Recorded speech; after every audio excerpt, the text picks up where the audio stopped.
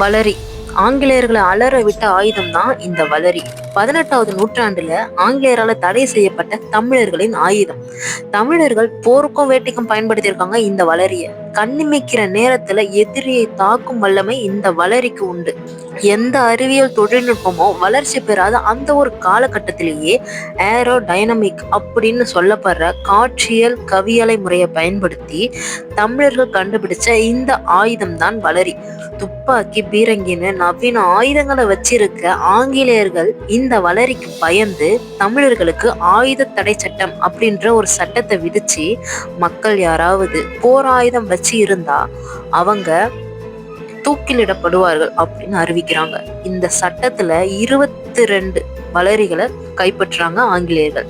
ஆனாலும் ஒரு சில தமிழ் வீரர்கள் மட்டும் இந்த வளரிய மறைமுகமா பயன்படுத்தி இருக்காங்க.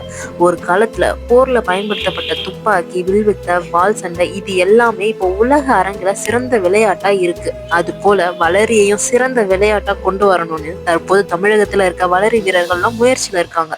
வளரிய பத்தி இன்னும் நிறைய தகவலை தெரிஞ்சுக்க நம்ம சேனலை மறக்காம சப்ஸ்கிரைப் பண்ணிருங்க. Thank you friends. பாய்.